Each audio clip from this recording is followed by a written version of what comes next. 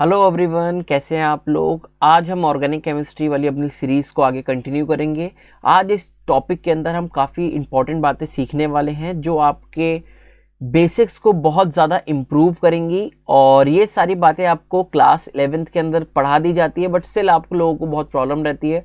तो आज इसके अंदर हम बहुत ज़्यादा इंपॉर्टेंट, जैसे आपका ऑर्थो इफेक्ट हो गया, हाइपर कॉन्जुगेशन हो गया, ठीक है, तो ऐसे वाले टॉपिक्स की बात करेंगे। टॉटोमेरिज्म हो गया, जो आपको काफ़ी जगह वर्ड्स देखने को मिलते हैं बट आप कंफ्यूज रहते हैं, तो इनके बारे में आज हम बात करते हैं। तो चलिए स्टार्ट करते हैं अपने लेक्चर से। तो अगर हम पहले बात करते हैं ऑर्थो इफेक्ट, काफ़ी स्कूल में और आपके क्लासेस के अंदर इस इफेक्ट को पढ़ाया नहीं जाता, बट ये बहुत ज़्यादा इंपॉर्टेंट होता है।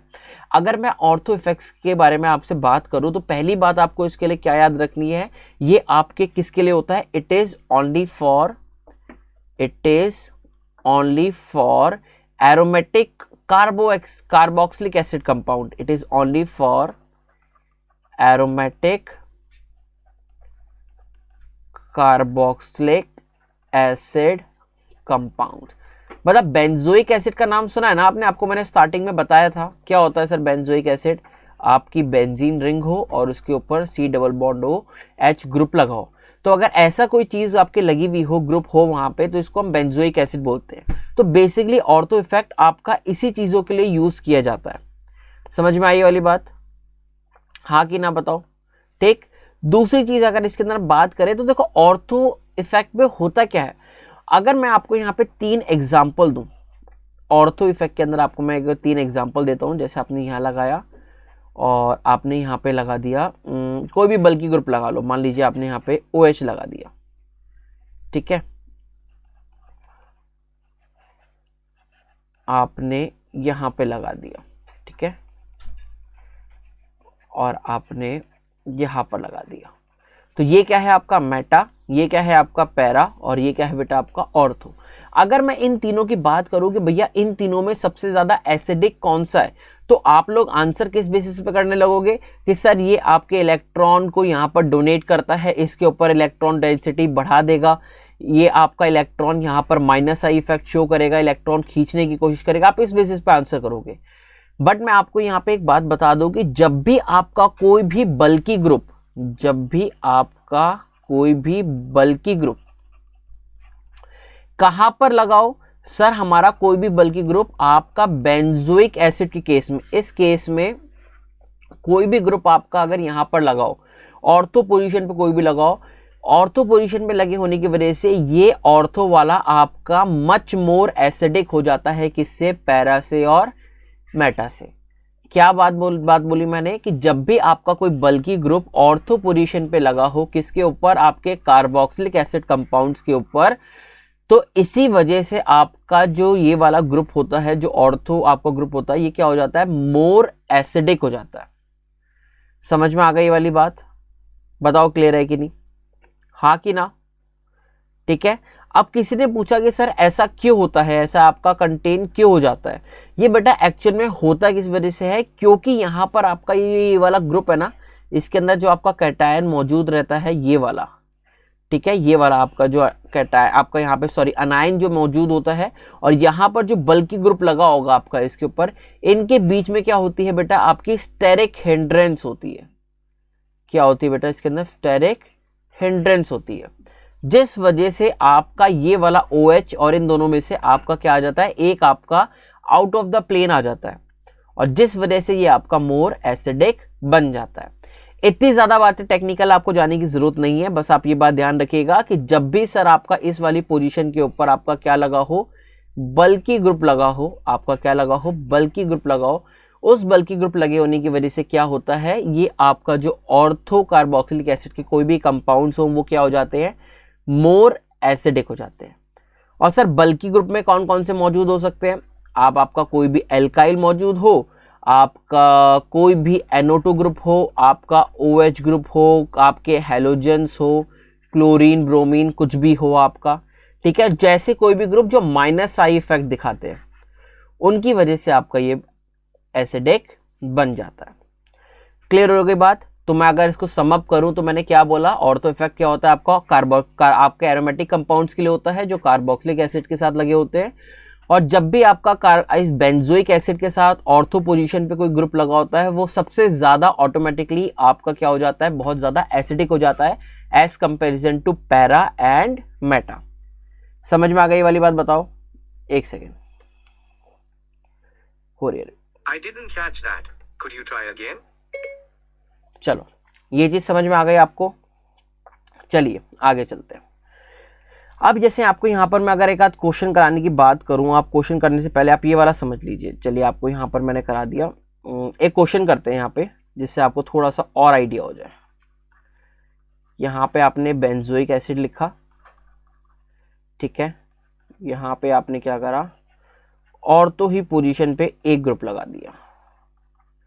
यहाँ पे मैंने ऑर्थो पोजीशन पे दो ग्रुप लगा दिए और यहाँ पे मैंने ऑर्थो पोजीशन पे आपके बहुत बड़ी कार्बन चेन लगा दी। मैंने कहा बताओ इन चारों में से सबसे ज़्यादा एसिडिक कौन है आपका? तो आप क्या देखोगे सर, यहाँ पे ऑर्थो एसिड के ऊपर आपका क्या लगे हैं, बहुत ज़्यादा एल्काइल लगे, यानी बल्की ग्रुप लगे, यानी सबसे ज़्यादा एसिडिक ये, फिर ये और फिर ये। बस आपको बल्की ग्रुप देखना है और कुछ नहीं। अब किसी ने पूछा सर बल्की ग्रुप से क्या मतलब होता है? बेसिकली बेटा क्या होता है, आपका जैसे यहाँ पर जो अनायन स्टेबल होता है ना, स्टेबल अनायन हो जाता है आपका, तो अनायन के स्टेबल होने की वजह से आपका ये यहाँ पे क्या होती है, इसकी एसिडिक स्ट्रेंथ क्या हो जाती है बेटा, बढ़ जाती है। क्लियर है वाली बात? बस यही आपको बात ध्यान रखनी है। अगर इसके एक आध क्वेश्चन आपको मैं और कराता हूँ, सिर्फ एक क्वेश्चन कराऊंगा जिससे आपको एक और क्वेश्चन कराता हूँ यहाँ पे, जिससे आपको और क्लियर हो जाए। जैसे मान लीजिए हमने यहाँ पर एक और क्वेश्चन ले लिया, ये बेंजोइक एसिड का ही लेते हैं, यहाँ पे बेंजोइक एसिड रिपीट कर लेते हैं 3-4 बार, और हेलोजन के केस में भी आपको करा देता हूँ। चलिए आपने ये ले लिया और आप मान लीजिए यहाँ पे आपने क्लोरीन लगाया, ब्रोमीन लगाया और यहाँ पे क्या लगाया आपने, आयोडीन लगाई। बताइए इन तीनों केस के अंदर सबसे ज़्यादा आपका कौन सा अच्छा होगा, मतलब कौन सा आपका सबसे ज़्यादा एसिडिक होगा? तो आप क्या देखेंगे, यहाँ पर ऑर्थो के ऊपर क्या लगा है, सबसे ज़्यादा आयोडीन लगा है और आयोडीन का साइज सबसे बड़ा होता है, जिस वजह से ये क्या हो जाएगा आपका सबसे ज़्यादा एसिडिक हो जाएगा। ये आपका कुछ ऑर्डर आने वाला है। क्लियर है वाली बात? पक्का? अब आपको मैं एक बहुत अच्छा क्वेश्चन करा देता हूँ, आप इसके बारे में कुछ आइडिया दीजिए। बताइए इसके बारे में कुछ आप आइडिया दीजिए, फिर आगे और भी क्वेश्चन करते हैं। चलिए बताइए इसके बारे में कि आपको यहाँ पे मैंने ऐसा कुछ ग्रुप लिख के दे दिया, मैंने कहा बताओ इन तीनों में से सबसे ज़्यादा आपका कौन सा एसिडिक है। तो आप इसमें क्या बोलेंगे इन तीनों के केस के अंदर? आप ज़रा ध्यान से अगर आप यहाँ पर देख सकते हैं तो आपको देखते ही पता लगेगा यहाँ पर कि इन तीनों के अंदर से ऑर्थो पोजीशन पे कौन सा है, ये वाला है। तो ये तो सोचने की बात है ही नहीं कि सी वाला आपका क्या हो जाएगा, सबसे ज़्यादा एसिडिक हो जाएगा। समझ में आ गया? ये सी वाला आपका क्या हो जाएगा, एसिडिक। अब आप बात आ गई सर ये क्या नाम है आपका, पैरा वाला या फिर मेटा वाला। पैरा में से और सर मेटा में से कौन सा सबसे ज़्यादा एसिडिक होगा? तो ये बात सोचने की है ही नहीं कि जो NO2 होता है यहाँ से इलेक्ट्रॉन आपके -I से और -M से आपके इलेक्ट्रॉन विड्रॉ करता है बेंजीन रिंग में से, और ये NO2 आपका यहाँ पे मेटा पोजीशन पे होने के कारण ये सिर्फ -I से करता है। यहाँ पर मेसोमेरिक इफेक्ट भी है और आपका इंडक्टिव भी है, जिस वजह से ये आपका ज़्यादा अच्छे से इलेक्ट्रॉन विड्रॉ करेगा और जिस वजह से ये आपके इलेक्ट्रॉन को ज़्यादा जल्दी खींचेगा। तो इसका मतलब सी के बाद फिर ए और फिर then fan followed by B. समझ में आ गई वाली चीज़? बताओ है कि नहीं क्लियर? क्लियर है? चलो आगे चलते हैं। अब इस वाले क्वेश्चन में, ये वाला तो क्वेश्चन तो मैंने आपको बता ही दिया, ये वाला क्वेश्चन कुछ ऐसे होने वाला है। आप ये वाला क्वेश्चन बताइए, लास्ट वाला, ये वाला क्वेश्चन बहुत इंपॉर्टेंट है। अगर आपने ये वाला क्वेश्चन बता दिया तो आप समझ जाएंगे कि कॉन्सेप्ट है क्या। यहाँ पे इन तीनों में तो आपको कोई डाउट नहीं रहेगा, ये तो बहुत ईजी है आपका इन तीनों का, बट आप इन दोनों के अंदर भी बताइए कि इन दोनों के अंदर क्या है आपका। ठीक है, इन पांचों के अंदर आप बताइए जरा कि इन पांचों के अंदर आपका मेन क्या है, कौन सा आपका ज्यादा एसिडिक है, कौन सा आपका वीक एसिडिक है। तो अगर आप इन तीनों में देखें तो सबसे ज्यादा ऑर्थो पोजीशन पे कौन सा लगा है सर, बी है और आपका सी है। बी के ऊपर क्या है आपका, हैवी ग्रुप लगा है, हैवी ग्रुप लगा है और आपका ये वाला ग्रुप लगा है। इन दोनों में से आपका ज्यादा हैवी कौन सा है? NO2 आपके केस में सबसे ज्यादा हैवी है, यानी सबसे ज्यादा एसिडिक कौन सा हो गया आपका, सी हो गया, और उसके बाद कौन सा हो गया आपका, बी हो गया। समझ में आ गई वाली बात? बताओ कोई डाउट इसमें? बताओ क्लियर। अगर मैं आपसे पूछूं कि बाकी इन तीनों के अंदर बचे हुए डी, ई और ए के अंदर सबसे ज्यादा आपका कौन सा होगा, तो यहाँ पर अगर आप NO2 से देखेंगे ये आपका -I से देख रहा है, और ये वाला आपका किससे खींच रहा है, -M से और -I से। तो इसका मतलब ये COH वाला है, ये आपका ज्यादा एसिडिक हो जाएगा। इसके बाद आपका आ गया E और ये आ गया D। यहाँ पर कोई भी इफेक्ट नहीं है, यहाँ पर कोई भी इफेक्ट नहीं है, इसलिए ये वाला क्या आ जाएगा आपके लास्ट में। तो ये आपका कोई एसिडिक स्ट्रेंथ का ऑर्डर आ गया। अगर आपको ये क्वेश्चन समझ में आ गया तो आप आराम से सारे क्वेश्चन को इजीली टैकल कर सकते हैं। अब मेरी बात बहुत ध्यान से समझना, काफ़ी टीचर्स और काफ़ी स्कूल के अंदर ये बहुत गलत बात पढ़ा दी जाती है, या फिर कहा जाता है कि जैसे ये ऑर्थो वाला है ना, ये ऑर्थो कार्बोक्सिलिक एसिड है, यहाँ पर ये ऑक्सीजन के बीच में और ये वाले ऑक्सीजन के बीच में इस वाले हाइड्रोजन से, और इस वाले के अंदर यहाँ पर क्या होती है आपकी हाइड्रोजन बॉन्डिंग होती है। काफ़ी जगह ये बात पढ़ाई जाती है कि भैया यहाँ पर ऑर्थो वाले के अंदर जिनमें क्या होती है हाइड्रोजन बॉन्डिंग होती है, इसीलिए ये आपका लीस्ट एसिडिक हो जाता है।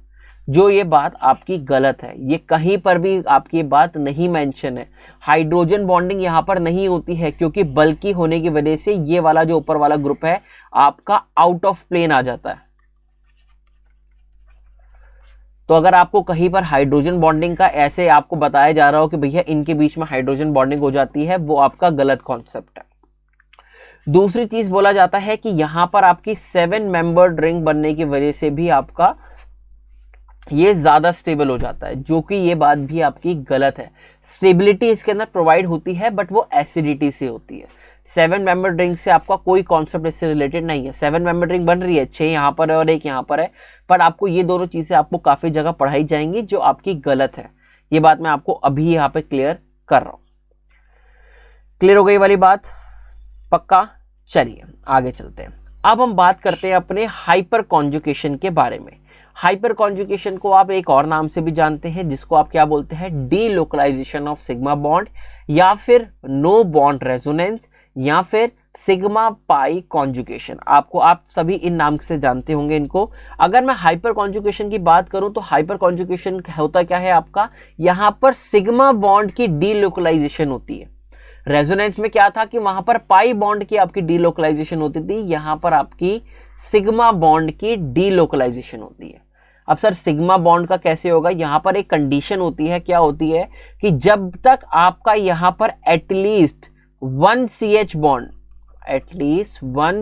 बॉन्ड आपका कहां नहीं मौजूद होगा, ऑल्टरनेट, कहां पर, ऑल्टरनेट किसके, आपका पॉजिटिव चार्ज के, या तो आपके पाई बॉन्ड के, और या तो आपके कार्बन फ्री रेडिकल के। अगर इन तीनों में से आपका जैसे पॉजिटिव चार्ज है और आपका पाई बॉन्ड है और फ्री रेडिकल है, उनके ऑल्टरनेट के ऊपर अगर कार्बन और हाइड्रोजन का बॉन्ड मौजूद होना ही चाहिए, तभी आपको हाइपर कॉन्जुगेशन दिखाई देगा। फिर आप में से बोला सर ये वाला पॉइंट अपने को समझ में नहीं आया, आप टेंशन मत लो, बस अभी आप एक बार याद रख लो, अभी मैं आपको ये वाला पॉइंट क्लियर करा दूंगा, कोई प्रॉब्लम नहीं है, बस आप थोड़ा सुनते चलो चीजों को, ठीक है। यहां पर आपका होता क्या है, मैंने आपको बता दिया कि यहां पे आपका जो सिग्मा बॉन्ड होता है उसकी डीलोकलाइजेशन होती है, उसी की आपकी क्या होती है बेटा, डीलोकलाइजेशन होती है, ठीक है। अब आप वापस आते हैं इस वाले पॉइंट पे कि सर कार्बन हाइड्रोजन का आपका होना, कार्बन हाइड्रोजन बॉन्ड होना चाहिए ऑल्टरनेट में इनके साथ, इसका क्या मतलब है, तो सुनना।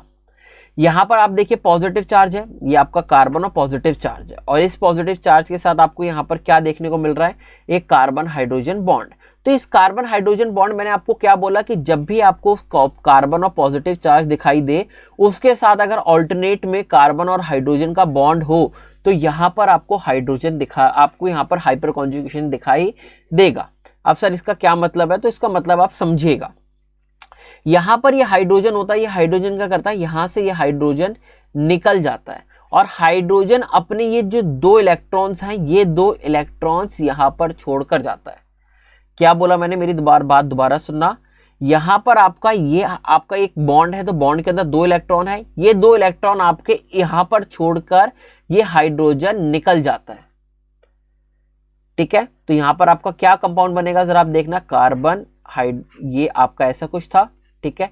अगर यहाँ पर इसने दोनों इलेक्ट्रॉन दे दिए तो यहाँ पर क्या हो जाएगा, डबल बॉन्ड। यहाँ पर पॉजिटिव चार्ज था यानी इस इलेक्ट्रॉन की डेफिशिएंसी थी, यानी ये डेफिशिएंसी पूरी हो गई, इस वाले हाइड्रोजन नहीं करी, और हाइड्रोजन अपने इलेक्ट्रॉन छोड़ के गया, तो इस वजह से यहाँ पर ये किस फॉर्म में आ जाएगा, H+ की फॉर्म में आ जाएगा। इसी चीज को आप बोलते हैं हाइपर कॉन्जुगेशन।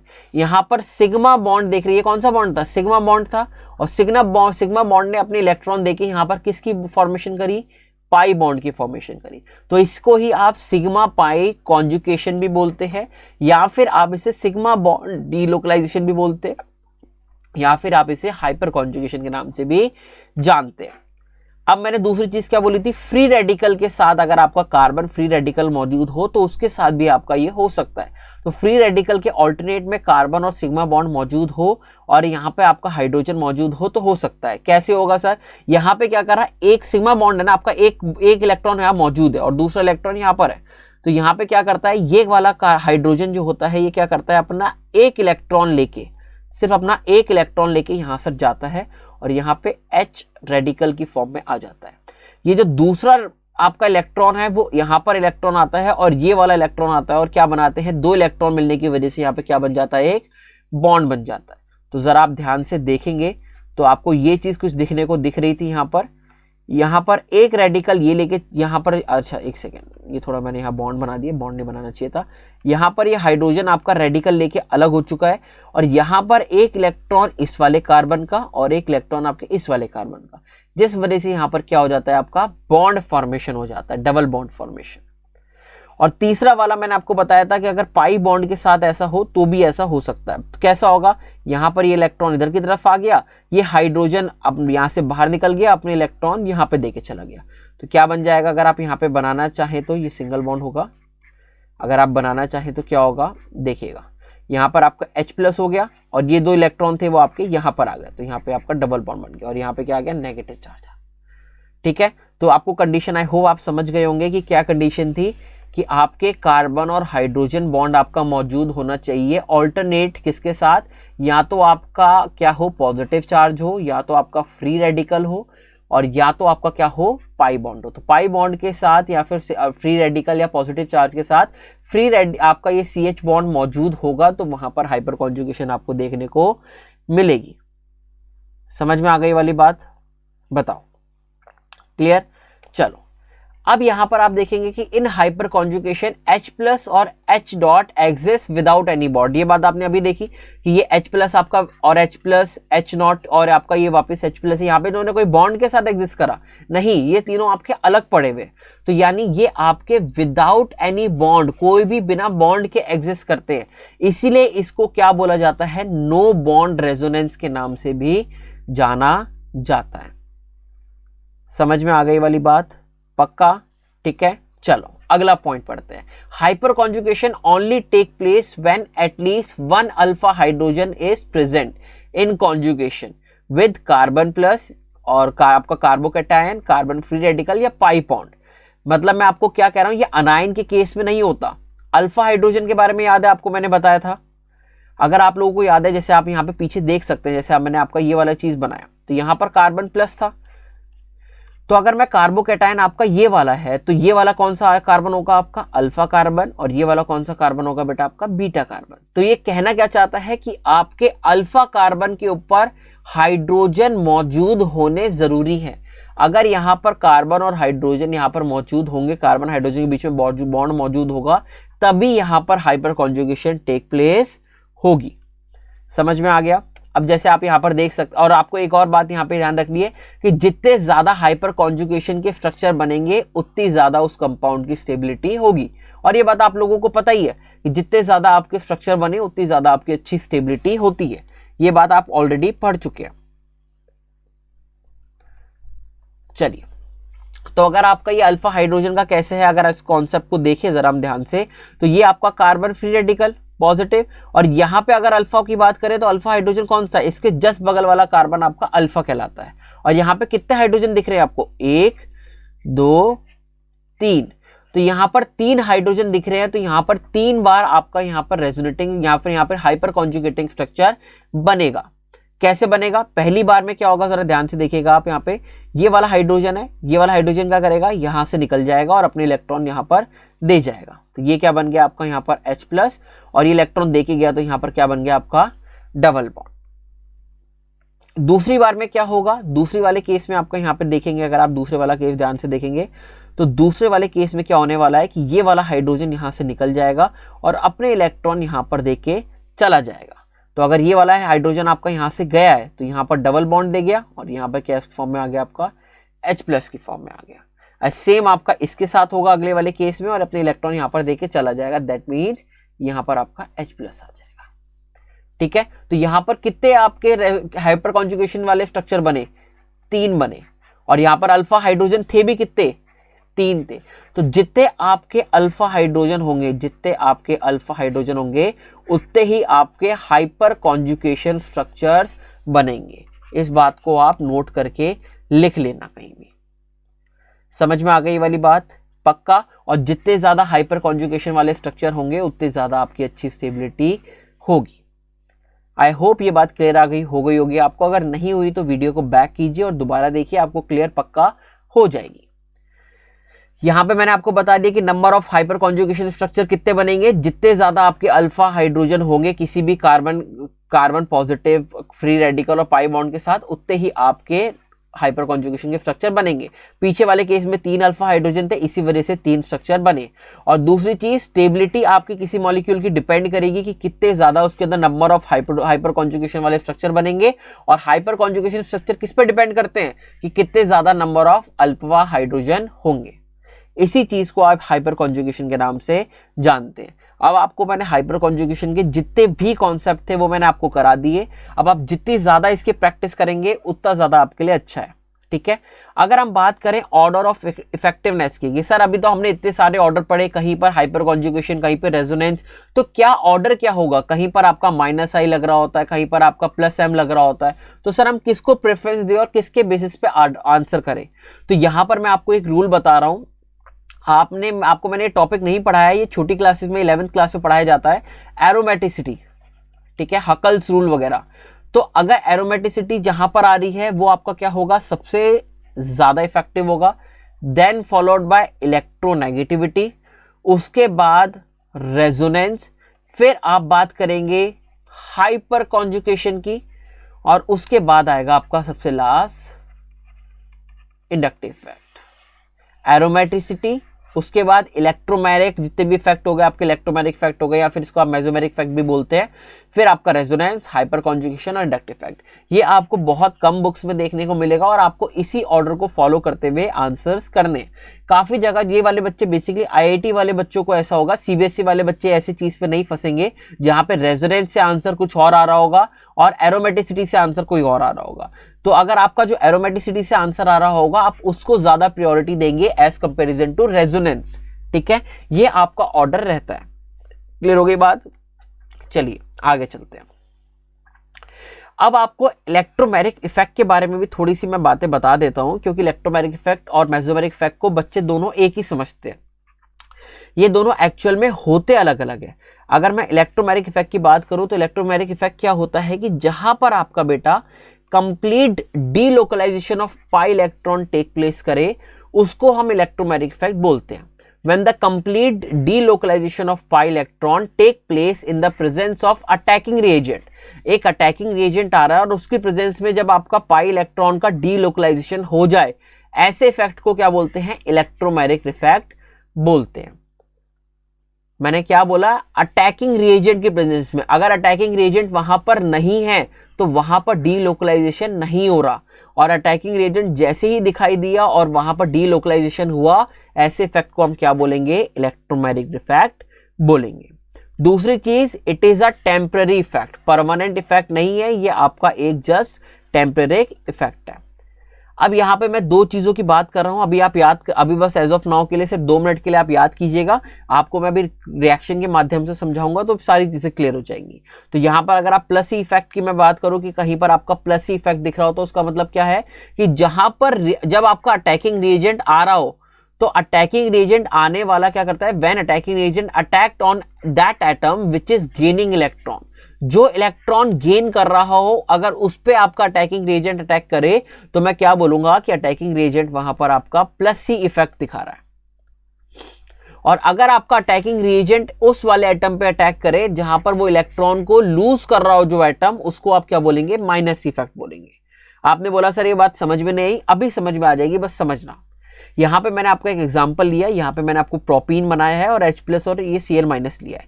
अगर आप यहां पे ढंग से बात करें तो ये डबल बॉन्ड अगर आपका मान लीजिए आपका यहां पे टूट गया, तो यहां पे टूटने की वजह से यहां पर इसने इलेक्ट्रॉन गेन करे तो इसके ऊपर क्या आ गया, आपका नेगेटिव चार्ज आ गया। ठीक है, इसको नेगेटिव चार्ज से दिखा देते हैं। चलिए, इलेक्ट्रॉन यहाँ पे इसने गेन करे और इसके ऊपर क्या आ गया, नेगेटिव चार्ज आ गया। और अगर इसने इलेक्ट्रॉन गेन करे तो इसने क्या करे होंगे, इसने इसके ऊपर पॉजिटिव चार्ज आ गया, यानी इसने इलेक्ट्रॉन लूज करे होंगे। ठीक है, अब समझिएगा, अगर यहाँ पे ये H+ है, ये अटैकिंग रिएजेंट आपका क्या है, HCl है।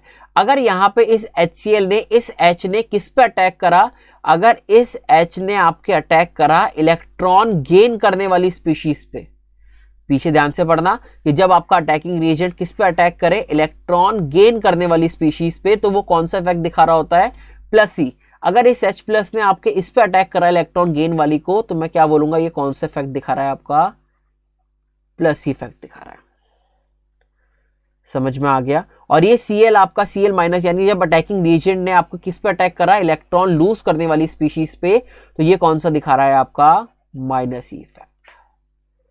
क्लियर हो गया। तो अगर आप इसको करेंगे तो आपका क्या बन जाएगा, CH3 CH CH3 और पॉजिटिव, क्योंकि ये हाइड्रोजन यहां चला गया। और अगर ये Cl इस पर अटैक करेगा तो क्या बन जाएगा, CH3 CH CH3 Cl।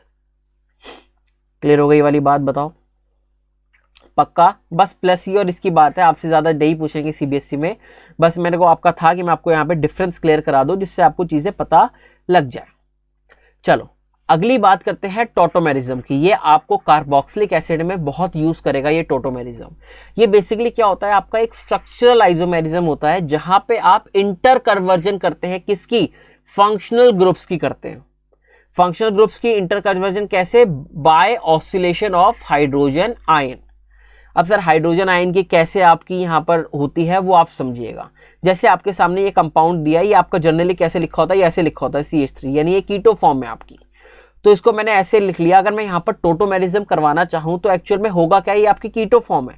तो कीटो फॉर्म में यहाँ पे होगा क्या, मैंने टोटोमेरिज्म यहाँ पे किया। अगर यहाँ पे टोटोमेरिज्म होता किसकी प्रेजेंस में, वैसे OH और बेसिक और एसिडिक मीडियम में होता है, बट अभी के लिए आप बस नॉर्मल इतना समझो कि जैसे आपने ये कीटो लिखा, अगर मुझे यहाँ पे टोटोमेरिज्म कराना है तो यहाँ पे होगा क्या, ये वाला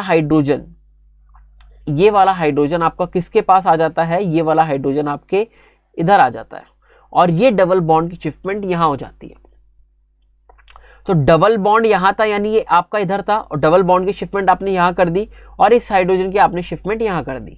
तो क्या बन गया आपका CH2 तो आपका था ही, और यहां पे डबल बॉन्ड आ गया, और यहां पे क्या बन गया आपका OH बन गया। इसको क्या बोलते हैं हम, इनॉल फॉर्म बोलते हैं। तो टोटोमेरिज्म क्या होता है बेटा, आपका टोटोमेरिज्म क्या होता है, फंक्शनल ग्रुप का इंटर कन्वर्जन। यहाँ पे डबल बॉन्ड O था और यहाँ पे आपका नॉर्मल था, तो फंक्शनल ग्रुप यहाँ पे पहले आपकी कीटो फॉर्म थी और आपकी यहाँ पे अल्कोहल फॉर्म आ गई।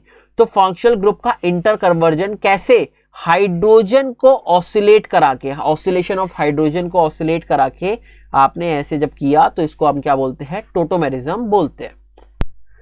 दो तरीके की टोटोमेरिज्म आपकी जनरली प्रेजेंट होती है आपकी, एज नॉर्मल तो मैंने आपको बताई दी, एक एसिडिक मीडियम में और एक बेसिक मीडियम। दोनों आपको मैं करा देता हूं जिससे आपको दिक्कत ना हो। अगर पहले हम एसिडिक मीडियम की बात करते हैं, एसिडिक मीडियम मतलब जहां पे आपका H+ मौजूद हो। तो यहां पे एक्चुअल में क्या होगा कि यहां पर ऑक्सीजन के पास लोन पेयर मौजूद होते हैं। तो ये लोन पेयर क्या करता है, इस हाइड्रोजन को तुरंत ये खींचता है। लोन पेयर देखते ही हाइड्रोजन के मन में आता है और इसको खींचने की कोशिश करता है, तो इसको अटैक करा लेता है। तो क्या हो जाएगा, ये देखिएगा, इसके ऊपर 2 लोन पेयर मौजूद थे, अब एक लोन पेयर रह गया, बस यहाँ पे एक लोन पेयर रह गया और एक के साथ इसने हाइड्रोजन को जोड़ लिया। तो एक लोन पेयर की कमी आ गई, इस वजह से यहाँ पे मैंने क्या दिखा दिया, पॉजिटिव साइन दिखा दिया, क्योंकि ये लोन पेयर इसने दे दिया ना इसको, तो लोन पेयर दे दिया तो इसका मतलब पॉजिटिव साइन यहाँ पे आ गया। क्लियर हो गया। अब आपको पता है कि ऑक्सीजन जब आपका इलेक्ट्रोनेगेटिव एलिमेंट है तो वो अपने ऊपर आपका ऐसा नहीं रख सकता, अपने ऊपर पॉजिटिव चार्ज नहीं रख सकता। इसी वजह से वो क्या करता है, एक इस वाले अपने बॉन्ड के इलेक्ट्रॉन को वापस बुलाता है। तो वापस बुलाने पे क्या करता है, आपका ऐसे कछु बना लेता है, RCH3 ऐसा था, ठीक है। और इसने अगर अपने इलेक्ट्रॉन वापस बुलाए तो एक बॉन्ड टूटेगा, तो यानी 2 इलेक्ट्रॉन इसके पास वापस आ जाएंगे। तो 2 इलेक्ट्रॉन वापस आ गए तो इसका मतलब ये वापस अपनी न्यूट्रल फॉर्म में आ गया। ये वाला जो स्टेप होता है बेटा आपका बहुत फास्ट होता है, और ये वाला क्या होता है आपका स्लो होता है, ठीक है। अब एक्चुअल में क्या होगा, इसको मैं थोड़ा सा ऐसे घुमा के लिख देता हूं, ऐसे लिख देते हैं। अब यहाँ पे टोटोमेरिज्म यहाँ पे रोल प्ले करेगा। कैसे प्ले करेगा, ये हाइड्रोजन यहां से गायब हो जाएगा और अपने दोनों इलेक्ट्रॉन्स को यहां पर पटक कर चला जाएगा। तो यहां पर कैसे आपकी बनेगी, आप यहां पर देख सकते हैं कि RC, और ये इलेक्ट्रॉन यहां पे देखे गया तो डबल बॉन्ड CH2, और नीचे आपका यहां पे क्या आ गया, OH आ गया। तो ये वाली फॉर्म समझ में आ गई। देखो हमने पीछे भी यही लिखी थी आपकी। तो जैसे आपका ये टोटोमेरिज्म आपको सिंपल मैंने इस फॉर्म में समझा दिया कि भैया हाइड्रोजन यहाँ आ गया और डबल बॉन्ड यहाँ आ गया, ये ऐसे नहीं होता, ये ऐसे में आपका पूरा मैकेनिज्म होता है। क्लियर हो गई बात, ये एसिडिक मीडियम में कैसे हुआ। सिंपल है, ज्यादा डिफिकल्ट नहीं है, ईजी है। एक बार आप समझ जाएंगे तो आप आराम से कर पाएंगे। इसको मैं इस चीज को कहां पे यूज करूंगा, इसको मैं आपको आगे एल्डोल कंडेंसेशन के अंदर यूज करूंगा, क्रॉस एल्डोल के अंदर भी आपकी यूज होगी। तो अभी आप समझ जाएंगे तो आपके लिए बहुत अच्छा रहेगा। अगर मैं बेसिक मीडियम की बात करूं, बेसिक मीडियम की जहां पे हमने क्या करा है, OH को यहां पे प्रेजेंस रखा है, तो ये OH क्या करेगा, इस वाले हाइड्रोजन को यहां से बुलाएगा कि भैया मेरे पास आप आ जाओ। तो जब ये एसिडिक आपको यहां पर लेगा, यहां पे H+ लेगा, तो ये वाटर की फॉर्म में अलग निकल जाएगा। अब ये हाइड्रोजन जाएगा तो अपने इलेक्ट्रॉन यहीं पर देके जाता है, तो क्या बन जाएगा, RC double bond O CH2 minus बन जाएगा। बताओ क्लियर हुआ कि नहीं हुआ। अब ये नेगेटिव चार्ज है और आपको डबल बॉन्ड दिख रहा है, तो यहाँ पे पक्की बात है, यहाँ पर क्या होगा, आपका रेजोनेंस होगा। तो डबल बॉन्ड, आप ये माइनस चार्ज आपका यहाँ पर आया, डबल बॉन्ड करेगा और इसको यहाँ भेज देगा। तो आपका कैसे बन जाएगा, आपका इस फॉर्म में आपका कुछ बन जाएगा, RC double bond CH2 O minus. बताओ क्लियर हुआ कि नहीं हुआ, ठीक है। ये वाला जो फर्स्ट स्टेप था बेटा, ये जर्नली आपका बहुत स्लो होता है, और सेकंड वाला भी आपका जर्नली स्लो होता है। अब यहाँ पे क्या होगा, यहाँ पर बेसिक मीडियम है, तो बेसिक मीडियम की होने की वजह से यहाँ पर आपका क्या ऐड होगा, वाटर भी ऐड होता है। तो वाटर अब आपका सर यहाँ पर कैसे ऐड होगा, ये देखने वाली बात है। ये क्या करता है, जैसे O- है, अब इसको हाइड्रोजन दिखाई दिया, इसने हाइड्रोजन को यहाँ पर अपने पास बुला लिया कि भैया हाइड्रोजन वापस मेरे पास यहाँ पे आ जाओ। तो ये हाइड्रोजन क्या करेगा, अपने इलेक्ट्रॉन यहीं पर छोड़कर निकल जाएगा। तो अपने इलेक्ट्रॉन छोड़ के निकला तो RC डबल बॉन्ड CH2, और यहाँ पे क्या आ गया, OH आ गया। और ये इलेक्ट्रॉन छोड़ के निकला तो साइड में आपका क्या बच जाएगा, वापस OH माइनस, जो आपके पास था स्टार्टिंग में आप लेके चले थे, वही आपका निकल जाएगा। तो ये बेटा आपका बेसिक मीडियम के अंदर है। कोई भी आपको इतनी डिटेल में टोटोमेरिज्म नहीं समझाएगा एसिडिक और बेसिक मीडियम में। न्यूट्रल तो आपको पता ही है नॉर्मल कैसे करना है, और आपको मैंने एसिडिक के अंदर भी प्रोडक्ट बना के दिखा दिया और बेसिक के अंदर भी आपको प्रोडक्ट बना के दिखा दिया। आपका टोटोमेरिज्म काफी बहुत बड़ा टॉपिक है। इसके अंदर में कीटो इनॉल फॉर्म होती है आपकी, जो आप यहाँ पे कर सकते हो, ठीक है। कीटो इनॉल फॉर्म तो आपको बता ही दी मैंने ना, आप यहाँ पे अभी मैंने आपको कीटो इनॉल फॉर्म बताई कि कैसे आप बना सकते हो, ठीक है। बस वही आपके काम की है और आपकी कोई है नहीं, ठीक है। इसके अंदर बहुत ज्यादा आपकी आती है, जैसे आपकी मैंने एजोहाइड्राजाइन बना दिया, एमाइड आइमिडोल की बना दी, साइनाइड की आइसोसाइनाइड की बना दी, ठीक है। तो ये आपकी काफी ज्यादा आती है, इतनी ज्यादा आपको डिटेल में करने की जरूरत नहीं है। जितना इतना मैंने बता दिया आपको, वो आपके लिए बहुत ज्यादा सफिशिएंट है। इससे ज्यादा आपके CBSE लेवल पे या ज्यादा लेवल पे आपसे नहीं पूछा जाएगा, ठीक है। Thank you so much for watching this video. If you like this video, please give a thumbs up, that will be really helpful for us. And if you want to share this video, if you like this content, so please share with your friend as well, and don't forget to subscribe our Zilla Vigyan channel. Thank you so much for watching. Till then, take care. Bye bye.